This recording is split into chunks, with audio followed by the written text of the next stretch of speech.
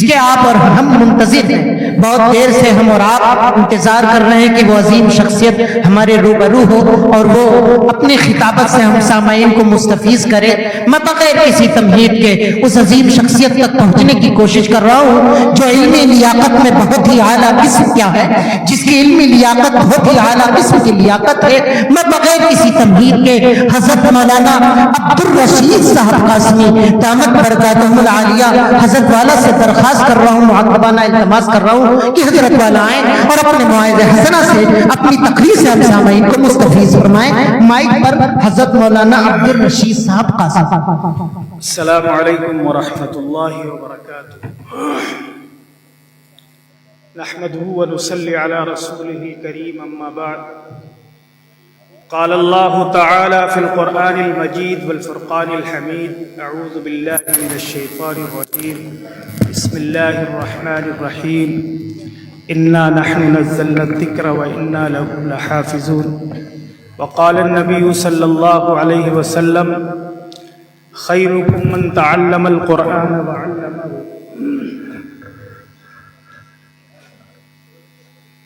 محترم سامعین، بڑا خوبصورت یہ منظر ہے، بڑے خوبصورت یہ لمحات ہیں کہ جس کے لیے یہ جلسہ سجایا گیا، یہ محفل سجائی گئی. یہ وہ ادارہ ہے کہ جیسا ہم نے اپنے بڑوں سے سنا کہ اس میں شرح جامی تک کے تعلیم ہوتی تھی. حضرت مولانا خلیل صاحب کے زمانے میں اسی مدرسے کے اندر ہمارے ایک ماموں تھے حافظ افتخار صاحب، اب بھی ہیں، انہوں نے بھی تعلیم یہیں حاصل کی. مولانا اشفاق صاحب، یعنی بہت اچھا ادارہ جو درس نظامی کی تعلیم یہاں ہوتی تھی. ترانے سے جھلک رہا ہے کیا عزائم تھے، کیا ارادے تھے اور کہاں تک اس ادارے کو لے جانا چاہتے تھے.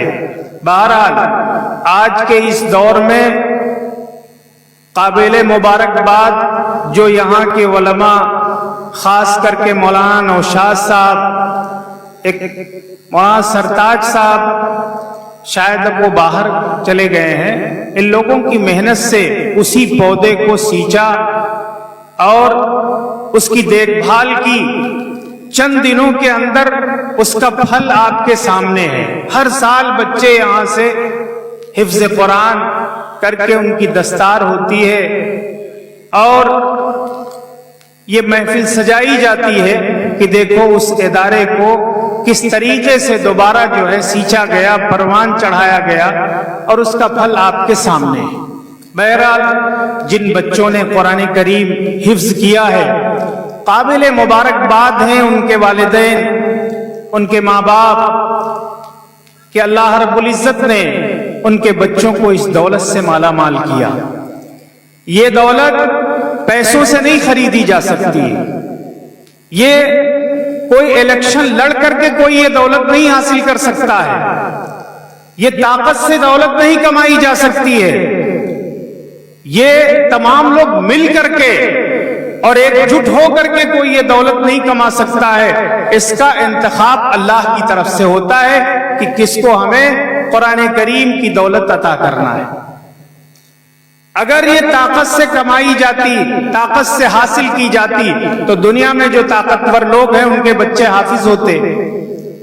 دولت سے کمائی جاتی تو جتنے مالدار ہیں یہ دولت ان کے بچوں کو حاصل ہوتی.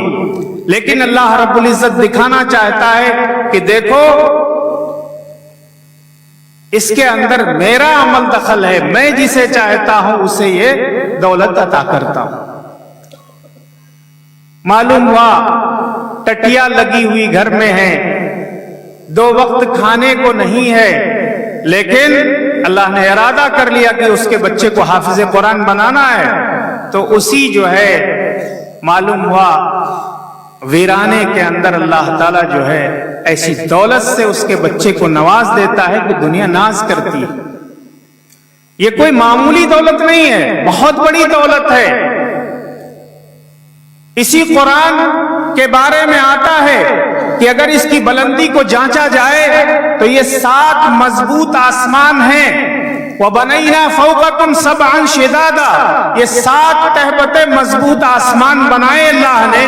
اس کے اوپر اللہ کا عرش ہے، عرش کے اوپر اللہ کی کرسی ہے، اللہ کی کرسی کے اوپر لوح محفوظ ہے جہاں قرآن پورا کا پورا لکھا ہوا ہے. اگر بلندی کے اعتبار سے دیکھنا چاہیں تو قرآن سب سے بلند و بالا ہے. قرآن جو فرشتہ لے کر کے آیا جناب محمد رسول اللہ صلی اللہ علیہ وسلم کے پاس، وہ اسی قرآن لانے والے فرشتے کو اللہ رب العزت نے وہ مقام دیا کہ وہ سید الملائکہ ہے، تمام فرشتوں کا سردار ہے. اس قرآن کو جس ذات گرامی پہ اتارا گیا وہ سید الانبیاء والمرسلین، جس بستی پہ اتارا گیا اس بستی کو ام القریٰ کہا جاتا ہے. تمام گاؤں، تمام شہروں کی ماں ہے وہ. اللہ رب العزت نے جس مہینے میں قرآن اتارا، شہر رمضان الذی انزل فیہ القرآن، اس مہینے کو اللہ نے بابرکت بنا دیا. اور یہ دیکھو صرف قرآن میں ایک ہی مہینے کا تذکرہ ہے اور وہ رمضان کا تذکرہ ہے جس مہینے میں قرآن اتارا گیا، جس رات میں اتارا گیا. اللہ رب العزت نے فرمایا انا انزلناہ فی لیلۃ القدر وما ادراک ما لیلۃ القدر لیلۃ القدر خیر من الف شہر. وہ 1000 مہینوں کی راتوں سے افضل رات بنا دی جس رات میں مکمل قرآن اتارا گیا آسمان دنیا کے اوپر. تو قرآن اگر رات میں اتار دیا گیا تو رات بابرکت، مہینے میں اتار دیا گیا تو مہینہ تمام مہینوں کا سردار ہو گیا. جس فرشتے کے ذریعے اتارا گیا وہ فرشتہ سید الملائکہ کہلایا، جس ذات گرامی پہ اتارا گیا اسے سید الانبیاء والمرسلین کہا گیا. اور اللہ رب العزت کا یہ انعام و اکرام ہے، جس بچے نے ان کے الفاظ کو یاد کر لیا اسے حافظ قرآن کہا جاتا ہے. جس نے گرامر یاد کر لیے، تجوید سے قرآن پڑھنا سیکھ لیا اسے قاری کہا جاتا ہے. اگر الفاظ کا علم حاصل کر لیا، اس کی تفصیل معلوم کر لی تو اسے مفسر، عالم، علامہ اور نہ جانے کن کن خطابات کے ذریعے قرآن کریم نوازتا ہے اپنے چاہنے والوں کو. تو یہ کوئی معمولی چیز نہیں ہے. یہ دولت پیسے سے نہیں کمائی جا سکتی، یہ دولت طاقت سے نہیں حاصل کی جا سکتی ہے. یہ اللہ کی جانب سے انتخاب ہوتا ہے کہ فلاں کو یہ دولت عطا کرنی ہے. لیکن میری درخواست ہے کہ اللہ رب العزت سے دعا بھی ہے کہ اللہ نے یہ دولت عطا کر دی ہے، اس دولت کی حفاظت کرنا، اس دولت کو قاعدے سے سنوار کر کے رکھنا، یہ ذمہ داری بھی ان بچوں کی ہے. اور میری دعا ہے کہ اللہ رب العزت اس دولت کی جو ہے پوری زندگی اللہ تعالیٰ ان کو قدردانی کی توفیق نصیب فرمائے اور ہمیشہ یاد رہے، اس پہ عمل کی توفیق نصیب فرمائے. کیونکہ جب ماں باپ کے دل میں لگن ہوتی ہے، شوق ہوتا ہے، تو پھر اللہ رب العزت ان کی اولاد کو حافظ قرآن بنا دیتے ہیں. ان مدرسوں کو جو لوگ چلاتے ہیں، ہندوستان جیسے ملک میں جب انگریز یہاں سروے کرایا انگریزوں نے تو کہا مسلمان ایک ایسی قوم ہے کہ جس کو مٹانا، جس کو ان کی تہذیب سے الگ کرنا یہ بڑا مشکل ہے. رپورٹ مانگی تو بتایا گیا کہ اگر قرآن ان سے لے لیا جائے، قرآن کی تعلیم لے لی جائے تو پھر ان کو مٹایا جا سکتا ہے، گمراہ کیا جا سکتا ہے. 1865 کے زمانے میں نہ جانے کتنے انگریزوں نے قرآن کے نسخے جلوائے. اس کے بعد میں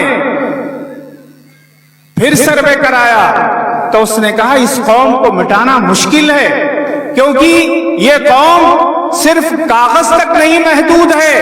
ان کے چھوٹے چھوٹے بچے جو ابھی عقل و شعور کو نہیں پہنچے ہیں، 30 پارے قرآن کے ان کے سینوں کے اندر محفوظ ہیں. ایک ایک قطرے کے اندر محفوظ ہے. اگر 100 سال کا بوڑھا ہے وہ بھی حافظ قرآن ہے، اور 7-8 سال کا جو بچہ ہے وہ بھی 30-30 پارے قرآن کے محفوظ کر لیتا ہے. یہ قرآن کا معجزہ ہے. اللہ کے نبی صلی اللہ علیہ وسلم دنیا سے رخصت ہو گئے، آپ کا وصال ہو گیا، لیکن آپ کا یہ معجزہ جو آپ کو عطا کیا گیا قیامت تک کے باقی رہے گا. قرآن جیسی کتاب جس کے اندر اتنے متشابہات ہیں کہ ایک پارے سے لے کر کے آپ 30ویں میں چلے جائیں گے، 30ویں سے دوسرے میں چلے جائیں گے، ایک جیسی آیتیں، ایک جیسی معلوم ہوا صورتیں، اور اس میں بچہ جو ہے اس طریقے سے تیرتا ہے، اس طریقے سے جو ہے قرآن پڑھتا ہے کہ جب وہ تراویح میں قرآن سناتا ہے تو ایک سکینہ نازل ہوتا ہے، ہاتھ باندھے ہوئے ہے اور اسے ایسا لگ رہا ہے کہ قرآن آسمان سے اتر رہا ہے اور میرے سامنے قرآن کھلا ہوا ہے، بغیر کسی ایک نقطے اور زیر و زبر کے پڑھتا ہوا چلا جاتا ہے. یہ اللہ رب العزت نے قرآن کریم کو معجزہ عطا کیا ہے.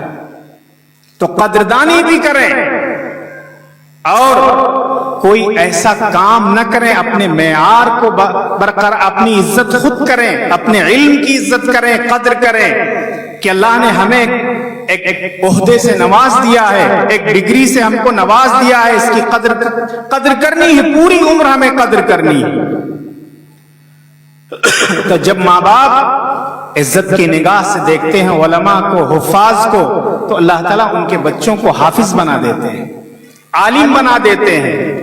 اور اگر آپ برا چاہتے ہیں، اگر کسی عالم کو حقارت سے دیکھا، کسی حافظ کو آپ نے گری ہوئی نگاہ سے دیکھا، تو ایک بڑے عالم لکھتے ہیں تو یاد رکھیے کہ اس کی نسل میں کبھی کوئی حافظ نہیں ہو سکتا ہے، کوئی عالم نہیں ہو سکتا ہے. اگر حقارت کی نگاہ سے تم نے دیکھا، گری ہوئی نگاہ سے اگر تم نے دیکھا، جو حفاظ کو، علماء کو، قراء کو محبت بری نگاہ سے دیکھتے ہیں، تو اس محبت بری نگاہ دیکھنے کی وجہ سے اور برکت سے اللہ تعالیٰ اس کی نسلوں کے اندر حافظ قرآن، عالم دین پیدا کر دیتے ہیں.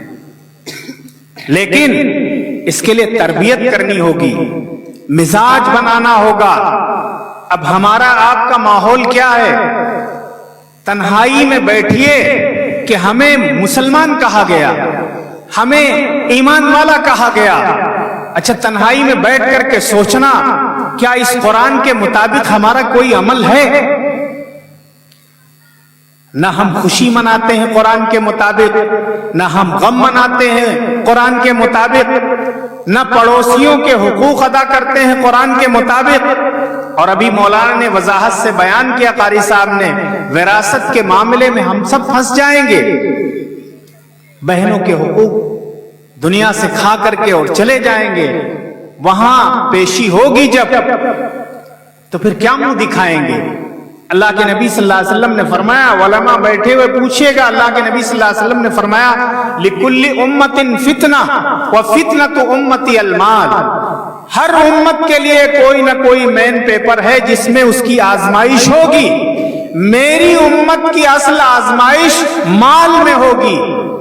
اگر آپ کا مال حلال ہے تو آپ کا سجدہ بھی باکمال ہے، آپ کی عبادت بھی باکمال ہے، آپ کے خانہ کعبہ کے طواف بھی اہمیت رکھتے ہیں، اور آپ کا صفا اور مروہ کے درمیان سعی کرنا وہ بھی اہمیت رکھتا ہے. آپ کا روزہ بھی قابل اعتبار ہے، آپ کی زکوٰۃ بھی قابل اعتبار ہے. لیکن اگر اس مشین کے اندر اللہ رب العزت نے فرما دیا کہ مال حرام سے اگر آپ اس کو چلائیں گے تو آپ کے اعمال کی کوئی گارنٹی نہیں کہ اللہ تعالیٰ ان کو قبول کرے. اللہ تعالیٰ کہتا ہے کہ ایک آدمی خانہ کعبہ کا غلاف پکڑ کر کے خوب رو رہا ہے، لیکن اور آنسو بھی جو ہے گر رہے ہیں. اللہ تعالیٰ کہتا ہے میں جانتا ہوں کہ اس کے رگوں میں دوڑنے والا خون مال حرام سے ہے، اس کے جسم پہ جو لباس ہے وہ مال حرام سے ہے. تو کوئی اللہ کو دھوکہ نہیں دے سکتا ہے، اللہ کو دھوکہ نہیں دے سکتا ہے. قرآن جیسی دولت ہم کو عطا تو کر دی گئی، لیکن اس کے مطابق ہماری زندگی کہاں ہے، اس کے بارے میں سوچنا ہے. قرآن کے الفاظ ان بچوں نے یاد کر لے، انہیں حافظ کہا جائے گا. دعا کریے کہ یہ بچے اس قرآن کا مطلب بھی سمجھیں، معنی بھی سمجھیں، تب جا کر کے جو ہے زندگیوں کے اندر نکھار آئے گا، ہماری زندگیوں کے اندر جو ہے ایک روشنی ہوگی۔ ہم اکیلے ہوں گے لیکن ہماری اس روشنی سے نہ جانے کتنے لوگ فائدہ حاصل کریں گے۔ ہم صرف اپنے لیے جی رہے ہیں، قرآن کے مطابق جی نہیں رہے۔ بختیار کاکی رحمت اللہ علیہ بچوں کا ذہن کیسے بنایا جاتا ہے، کاکی کہتے ہیں روٹی کو۔ ان کی والدہ نے اپنے بچے کی جو تربیت کی ہے، جب بھی آپ پڑھیے، آپ جو ہے گوگل پہ سرچ کریے، ان کے واقعے کو دیکھیے، بختیار کاکی، ان کی والدہ نے اپنے بچے کی تربیت کیسے کی۔ بچہ جب مدرسہ جانے والا ہوا، جب مدرسے سے آتا، جب کھانا مانگتا، تو ان کی والدہ کہتی کہ بیٹے وضو کرو اور 2 رکعت نماز پڑھو، اللہ سے مانگو، اور روٹی وغیرہ کہیں چھپا دیتی ہو، اور اس کے بعد وہ بچہ نماز پڑھتا، 2 رکعت دعا کرتا کہ اللہ تعالیٰ مجھے کھانا کھلاؤ۔ نماز پڑھنے کے بعد امی اس کی کہتی تلاش کرو، کہیں نہ کہیں ڈھونڈنے سے مل جاتی روٹی۔ یہ اس کا مزاج بنایا انہوں نے، روزانہ بغیر کہے ہوئے وہ آتا، نماز پڑھتا، تلاشتا، ان کی امی روزانہ اس کہیں نہ کہیں روٹی رکھ دیتی تھی۔ ایک دن وہ کہیں محلے میں معلوم ہوا کسی کے ہاں کوئی غم پڑا، مزاج پرسی کے لیے وہاں پہنچ گئی، تعزیت کے لیے پہنچ گئی، وہاں کافی دیر لگ گئی۔ ان کو یاد آیا کہ ارے آج ہمارے بچے کا یقین اور اس کا وہ عقیدہ وہ سب ٹوٹ جائے گا، آج روٹی رکھ کر کے میں نہیں آئی، اب وہ نماز پڑھے گا، نماز پڑھ کر کے جب روٹی تلاش کرے گا تو اس کا یقین جو ہے وہ خراب ہو جائے گا۔ جیسے ان کو یاد آیا، وہاں سے دوڑتی ہوئی اللہ سے دعا کرتی ہوئی آئیں، کافی دوری تھی، جب گھر پہنچی تو دیکھا کہ بچہ سو رہا ہے، تو انہوں نے دل میں خیال کیا کہ آیا ہوگا، تلاش کیا ہوگا، نماز پڑھی ہوگی، رویا ہوگا، اپنا سو گیا ہوگا، لیکن اللہ سے دعا کرتی رہی کہ اللہ تعالیٰ اس کا یقین نہ ٹوٹنے پائے۔ بہرحال جب وہ سو کر کے اٹھا تو پوچھا کہ بیٹا بھوکے ہو گئے تم؟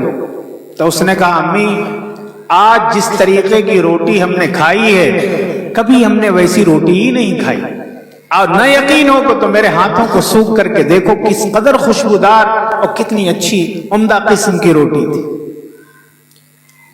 ماں کی آنکھوں سے آنسو نکلنے لگے، اور اس نے کہا کہ اللہ تو نے لاج رکھ لی، اللہ نے انتظام کیا فرشتے کے ذریعے۔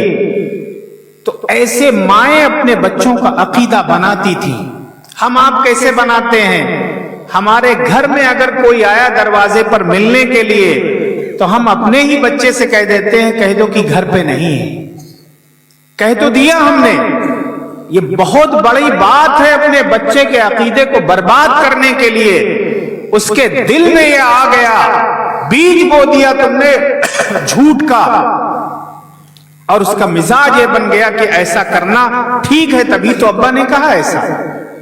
اور جب وہ بچہ بڑا ہوتا ہے، باشعور ہوتا ہے، اور جب تم سے جھوٹ بولتا ہے تب تم اس کی گردن پکڑ کر کے مولویوں کے پاس لے جاتے ہو، کہتے ہو کہ بھیا یہ بہت جھوٹ بولتا ہے۔ تو اس کا بیج کس نے بویا؟ اس کا ذمہ دار کون ہے؟ ایک انگریز لکھتا ہے کہ جب تمہارے گھر میں بچے کی پیدائش ہو تو تم ماں باپ سترک ہو جاؤ کہ تمہارے گھر میں کیمرہ لگ گیا ہے، اب تمہاری ایک ایک حرکت کو وہ اپنائے گا، جیسا تم کرو گے ویسا ہی وہ تمہارا عکس جو ہے اس کے اندر آئے گا۔ اگر تم جھوٹ بولتے ہو تو بچہ بھی جھوٹا نکلے گا، اگر تم بے نمازی ہو تو بچہ بھی بے نمازی ہوگا۔ آج کے دور میں لوگ کہتے ہیں کہ مولانا صاحب ذرا تقریر کر دیا کرو کہ جمعے کی نماز 2 رکعت پڑھ کے سب باہر ہو جاتے ہیں۔ ہم نے کہا اس کے بھی ذمہ دار تم ہی لوگ ہو۔ تمہارے بچوں نے تم کو دیکھا کہ ہمارا باپ 2 رکعت پڑھ کر کے باہر ہو جاتا ہے، وہ کب پوری سنتیں اور نفل پڑھ کر کے نکلے گا؟ اس کے ذمہ دار بھی ہم ہیں۔ ہفتے میں آدمی جاتا ہے مسجد کو صرف 2 رکعت پڑھ کر کے باہر نکل جاتا ہے. ہر آدمی کی خواہش ہوتی ہے کہ کتنی جلدی ہم باہر نکل جائیں. اس کے ذمہ دار بھی ہم ہیں. تو بچوں کی تربیت میں ماں باپ کا بہت بڑا کردار ہے. تو ان کو بختیار کاکی کے نام سے، روٹی کے ٹکڑے والے کے نام سے یاد کیا جاتا ہے. ایسے مائیں تربیت کرتی تھی اپنے بچوں کی. علامہ اقبال صاحب کے والد کا پیشہ وکالت کا تھا. ان کی ماں کہتی ہے کہ میں نے تہیہ کر لیا، میرے بچے کی جب پیدائش ہوگی تو میں ان کی کمائی سے اپنے بچے کو دودھ نہیں پلاؤں گا. انہوں نے ایک بکری خریدی اپنے پیسوں سے، اس کا دودھ پلاتی تھی، اپنا دودھ نہیں پلاتی تھی. کہتی تھی ہم تو کھانا کھاتے ہیں اس رقم سے جو رقم جو ہے ان کے والد وکالت کے پیشے سے لاتے ہیں. ان کی تربیت کے لیے انہوں نے الگ سے ایک بکری کا انتظام کیا. اس دودھ سے علامہ اقبال کی جو ہے تربیت کی. لیکن ان کے والد صاحب بھی انہوں نے جب اس پیشے کو چھوڑا تو علامہ اقبال کہتے ہیں کہ ہم نے اللہ کے نبی صلی اللہ علیہ وسلم کی محبت اپنے باپ سے سیکھی. اور کیسے سیکھی اندازہ کریے آپ. علامہ اقبال کہتے ہیں کہ میں چھوٹا تھا بچہ، مدرسے سے پڑھ کے آیا تو ایک فقیر جو ہے مانگ رہا تھا، بھیک مانگ رہا تھا. کہہ رہے کہ مجھے شرارت سوجھی، میں نے کوئی چیز مار دی اس کے کاسے کے اوپر، وہ مٹی کا تھا، وہ ٹوٹ کے گر گیا، پیسے بھی اس کے گر گئے. میرے والد جو ہے بیٹھے ہوئے کمرے سے دیکھ رہے تھے تو جلدی سے دوڑ کر کے آئے اور ان پیسوں کو اکٹھا کیا اور اس کی جھولی میں دی اور اپنی جیب سے اس کو کافی پیسے دیے اور معافی مانگی کہ میرے بچے کی یہ غلطی ہے، معاف کر دینا، بچہ ہے. اور علامہ اقبال کہتے ہیں کہ پھر میرے والد میرا ہاتھ پکڑ کر لے گئے کمرے میں اور دونوں ہاتھ پکڑ کر کے جھنجھوڑا مجھ کو اور کہا بیٹے کل اللہ کے رسول میدان محشر میں اگر مجھ سے پوچھ لیں گے کہ تم نے اپنے بیٹے کو ایسی تربیت دی تھی جو فقیروں کا کاسا توڑتا تھا، بیٹے بتاؤ کہ میں کیا منہ دکھاؤں گا اپنے رسول کو اور اللہ کے نبی صلی اللہ علیہ وسلم کو کیا منہ دکھاؤں گا کہ بچے کی ایسی تربیت کی جو فقیروں کا کاسا توڑتا ہے. علامہ اقبال کہتے کہ میرے والد اتنا روئے کہ ان کے رونے کی وجہ سے میرے دل میں اللہ کے نبی صلی اللہ علیہ وسلم کا عشق سما گیا اور پھر میں نے طے کر لیا کہ دنیا میں اگر زندہ رہنا ہے تو جناب محمد رسول اللہ صلی اللہ علیہ وسلم کے عشق کے ساتھ، ان کی محبت کے ساتھ جینا ہے. کہتے ہیں جب میں بیرسٹری کے لیے میں لندن گیا اور جب لندن کے اس پلر کے اوپر 100 انسانوں کے نام لکھے ہیں جنہوں نے دنیا کے دھارے کو، اس کے رخ کو موڑ کر رکھ دیا، اس میں سب سے اوپر نام جناب محمد رسول اللہ صلی اللہ علیہ وسلم کا لکھا ہوا ہے. علامہ اقبال کہتے ہیں میں نے طے کر لیا کہ آپ ہی کی زندگی کو ہمیں پڑھنا ہے اور آپ ہی کی زندگی کے مطابق اپنی زندگی بنانی ہے. ایک یہودی نے لکھا ہے The 100، ایک کتاب لکھی ہے جس میں 100 لوگوں کے نام اس نے چنے ہیں اور انہوں نے دنیا میں جو انقلاب برپا کیا ہے ان کی فہرست بنائی ہے. ان میں سب سے اوپر نام جناب محمد رسول اللہ صلی اللہ علیہ وسلم کا نام رکھا ہے. اسی قرآن کے ذریعے جناب محمد رسول اللہ صلی اللہ علیہ وسلم نے دنیا کے دھارے کو موڑ کر کے رکھ دیا، اس کے رخ کو پلٹ کر کے رکھ دیا ہے. اللہ کے نبی صلی اللہ علیہ وسلم یتیم تھے، تنے تنہا تھے اور مکے کی گلیوں میں جو خواب آپ نے دیکھا تھا، جو صدا بلند کی تھی، وہ صدا آج پوری دنیا کے اندر گونج رہی ہے. جو اذان کے کلمات راما بھاری میں کہے جاتے ہیں وہی اذان کے کلمات چین میں کہے جاتے ہیں، وہی اذان کے کلمات مکہ المکرمہ میں کہے جاتے ہیں، وہی یورپ اور لندن میں کہے جاتے ہیں. ایک ننھے سے یتیم بچے کے وہ الفاظ پوری دنیا کے اندر گونج رہے ہیں. کوئی رد و بدل نہیں، کوئی تبدیلی نہیں. اسی قرآن کے اندر کوئی ایک زیر زبر کا کوئی فرق نہیں ہے. وہ دیکھا ہوا خواب پوری دنیا کے اندر گشت کر رہا ہے. یہ جناب محمد رسول اللہ صلی اللہ علیہ وسلم کے عشق اور محبت کا واقعہ معلوم ہوا. علامہ اقبال صاحب نے لکھا کہ ہم نے طے کر لیا کہ جناب محمد رسول اللہ صلی اللہ علیہ وسلم کی زندگی کو پڑھنا ہے اور آپ ہی کی زندگی کے مطابق اپنی زندگی بنانی. تو ان بچوں کو اگر کچھ بنانا چاہتے ہو تو ان کے لیے خود کو بھی قربانی دینی پڑے گی، نمونہ بننا پڑے گا۔ اگر چاہتے ہو ہمارے بچے سنت اور نفل پڑھ کر کے مسجد سے نکلا کرے تو خود سنت اور نفل کا پابند ہونا پڑے گا۔ اگر چاہتے ہو بچہ ہمارا پڑیا اور سگریٹ نہ کھائے تو خود کو قربانی دینی ہوگی، خود کو چھوڑنا پڑے گا۔ منہ میں بھرے ہوئے پڑیا اور پان بیٹے سے کہہ رہے ہو کہ یہ بہت نقصان دہ ہو اور ہم بہت خفا ہے تم سے، تم پڑیا کھاتے ہو، تو اس پہ کچھ اثر ہوگا؟ نہیں اثر ہوگا، کیونکہ تم خود وہ کام کر رہے ہو۔ تو اللہ رب العزت نے جو اس دولت سے نوازا ہے ان بچوں کو، یہ اللہ کی عطا ہے، یہ طاقت سے نہیں حاصل ہو سکتی، دولت سے نہیں حاصل ہو سکتی ہے۔ اللہ سے مانگا کرے کہ جب بچے گھر میں ہوں چھوٹے تو اللہ سے اٹھ کر کے مانگا کرو کہ اللہ تعالیٰ ہمارے بچے کو حافظ قرآن بنا دے، عالم دین بنا دے، اور علماء سے، حفاظ سے، قراء سے محبت کرو تاکہ اللہ تعالیٰ تمہاری اس ادا کو پسند کر لے، اللہ تعالیٰ تمہاری اس ادا کو پسند کر لے۔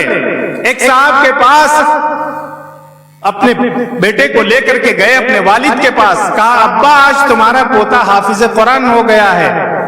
تو انہوں نے منہ پھیر لیا، اس طرف لے گئے، ادھر سے بھی منہ پھیر لیا۔ انہیں پوچھا کہ ابا ناراضگی کی وجہ کیا ہے؟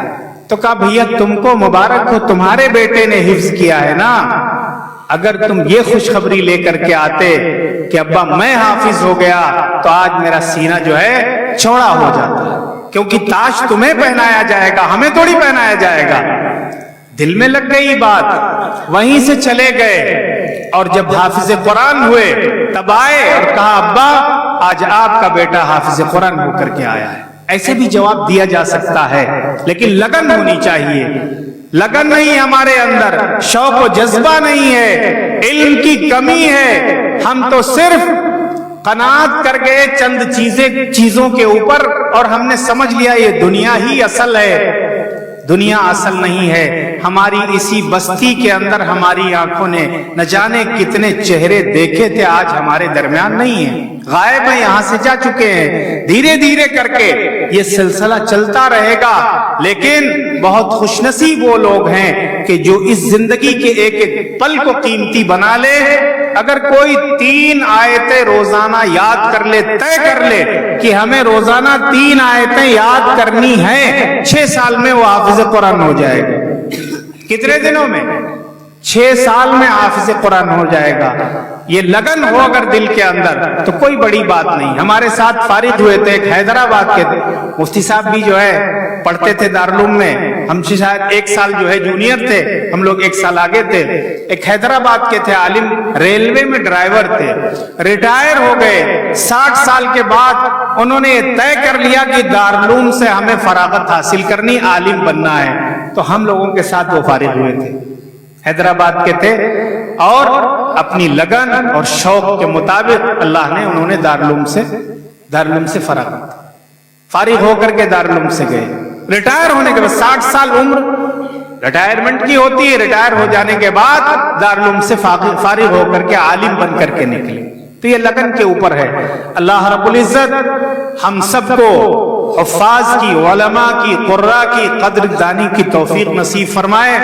اور میں پھر مبارکباد دیتا ہوں ان کے والدین کو کہ اللہ تعالیٰ ان کی کمائی میں، ان کے کاروبار میں برکت دے اور ان کو قدردانی کی توفیق نصیب فرمائے۔ اور جتنے بھی جہاں کہیں ادارے ہمارے چل رہے ہیں جو بچے حفظ کر رہے ہیں، اللہ تعالیٰ انہیں حفظ کرنا آسان کر دے، ان اداروں کی حفاظت فرمائے، قراء، حفاظ، علماء کی حفاظت فرمائے، اور ان کے اساتذہ جنہوں نے محنت کر کے کسی طریقے سے جو ہے محنت کر کے ان کو اس لائق بنا دیا کہ معلوم 30 پارے ان کو حفظ کروا دیے۔ بہت بڑا رول استاذ کا ہوتا ہے اس کے اندر۔ اللہ ان کی عمر میں بھی برکت دے اور اس ادارے کو اللہ تعالیٰ ترقی دے، اور اس گاؤں کے اندر خاص کر کے اللہ تعالیٰ اپنی رحمتوں کا نزول فرمائے۔ تمام اختلافات کو دور کر کے ہم ادارے کا دل کھول کر کے تعاون کریں، ان کو آگے بڑھائیں، ان سے کہہ دے کہ مالی تمہیں جہاں کہیں ضرورت ہو ہم تمہارے ساتھ ہیں، تم بچوں کو ہمارے تعلیم دو، ہم تمہاری ضرورتوں کا خیال رکھیں گے۔ لیکن بہت افسوس کے ساتھ کہنا پڑتا ہے کہ ہم اپنے امام مؤذنین ان کی قدر نہیں کرتے ہیں۔ مہنگائی اتنی ہے اور تنخواہیں ان کی 3,000 4,000 کے اوپر نہیں ہوتی ہیں۔ صرف اگر یہ طے کر لے آدمی کہ ہم اپنے امام اور مؤذن کو کم سے کم ایک دہاڑی مزدور کی مزدوری تو دے، کم سے کم اگر 300 روپے مارکیٹ میں چل رہے ہیں تو 9,000 روپے کم سے کم دیں۔ ایک مزدور سے بھی بدتر جو ہے ان کی تنخواہیں ہم رکھتے ہیں، اس کے باوجود بھی جو ہے ہم تمنا کرتے ہیں کہ بھیا ہمارا گاؤں اور ہمارا مدرسہ اتنا ترقی کرے، ایسا امام ان صفات کا ہو، تو ان کی ضرورتوں کا بھی خیال رکھو۔ ہم اس سے پہلے بھی سنا چکے ہیں، ہمارے گاؤں میں تھے مجید بابا، اذان دیتے تھے بیچارے، بہت اچھی آواز تھی ان کی، لیکن جب ضعیفی کو پہنچے، تھوڑا کمزور ہو گئے، تو ایک صاحب نے کہا کہ چچا میاں ذرا بلند آواز سے اذان دیا کرو۔ تو انہوں نے ایک جملہ کہا، ہے تو ہنسی والا جملہ، تو انہوں نے غصے میں کہا کیا 600 روپے میں محمد رفیع کی آواز لینا چاہتے ہو؟ 600 روپے ملتے ہیں اور بلند آواز، یعنی کتنی شرطیں لگاتے ہیں امام کے ساتھ۔ اللہ تعالی ہم سب کو قدردانی کی توفیق نصیب فرمائے، کہنے اور سننے سے زیادہ عمل کی توفیق نصیب فرمائے۔ وآخر دعوانا ان الحمد للہ رب العالمین۔